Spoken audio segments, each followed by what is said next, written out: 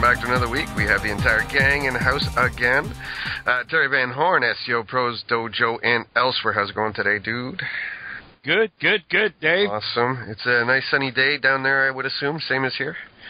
Yeah, nice. Didn't notice till you just asked. Oh, no. Yeah, forget the windows. We got Justin Parks, justinparks.com, Justin Parks everywhere, hot tubs. How's it going this week, mate? GK. I'm grand, how are you?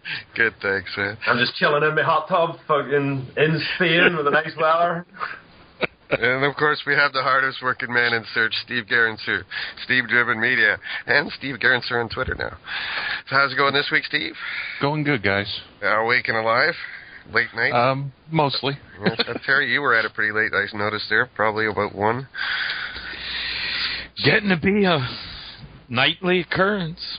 All right, so yeah, I guess we're going to start, Steve, with this blog post from an ex-Googler, Why I Left Google. It was an awesome post.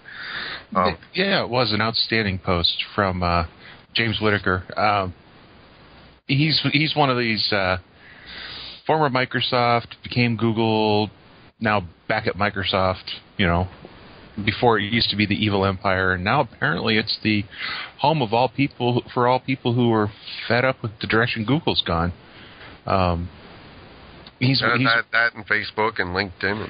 Yeah, I mean, and it's a very interesting read. I really think if you want to get an idea of what's going on in Google these days, it's real. One of the best ways to find out what's going on in any company is to interview the people who are leaving. His entire thing was, we used to be an engineering company. Now we're not. And we're the direction the company was dictated by the engineers and what they invented and what they created and what, problems they solved. And now it's the other direction where corporate's coming down and saying, you will do this. And this is the direction the company is going regardless of what you think, which is what caused Google+. Yeah, and he made so many good points about the whole. Oh, absolutely brilliant. Which isn't just I like what he would say. Google+. Even the name itself seems to insinuate that Google on itself isn't enough. That you need plus. What's kind of. I'm just kind of finishing reading the article now, and I think it's interesting that he mentions that the change happened when the people Eric who founded was Google, the poster boy for it, and that he was the guy who was the innovator. I always thought it was the other way around. That's why, it seems that the black box is not in Eric's office, but in someone else's. And I have a little direct experience in this type of situation with my wife because she left her engineering position over very similar issues, where over the years the engineers were left with little time to do engineering and were busy doing things that corporate wanted them to do. Whether it was productive or not for the client was irrelevant. It was, this is what we say you have to do.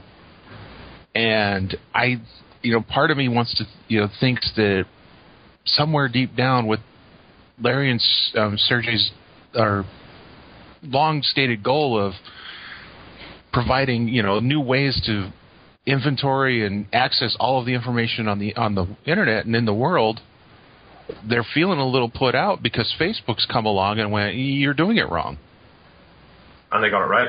And Facebook got it right, because you look at, for how many years was Google's advertising considered the most outstanding way to advertise in the world? Because it was so targeted towards what the person was searching for. And now Facebook's come along and said, well, not only are we going to let you target, the categories you want to target, but we're going to let you target the people you want to target. Right. The influence chain, demographics. Right. And Facebook came along and did something Google had been unable to do. Or just hadn't thought about doing it. Or hadn't even thought about it. And there's got to be a little angst going on there in the corporate offices up at the top saying, but we started this. We should still be up front. I think the world doesn't work this way. I wouldn't give it I hadn't thought about it. I'm going to have to go with the haven't perfected it or haven't figured it out, because there was even patents. I think those social profiling ones were 07 or, somewhere early in the days of social. So, they thought, and that's about ad targeting through influencers and shit like that. So obviously they've thought about it. Apparently they just didn't get it right, and Facebook did. Well, because they didn't have the data. Well, maybe this is a good way for Google to know what it feels like when you know you should be number one in the SERPs and you're not.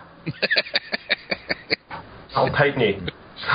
But you know what's bad about when I read this? You know what I hear? They're going to stop innovating. They're going to lose their advantage. The innovation is dead. Well, even that he mentions later in his post that 20% time no longer means being creative and original. It means you're wasting your time. It means half-assed. I mean, they shut down Google. They shut down Google Labs. Excuse me. Yeah. The app engine fees were increased. APIs that used to be free are now being charged for. Yeah. There has been a very basic change in the way Google's operation is run. And it's going to, in my opinion, this is probably the tipping point where they start becoming the guy in the background that, oh yeah, I remember them when they were cool. They become Yahoo.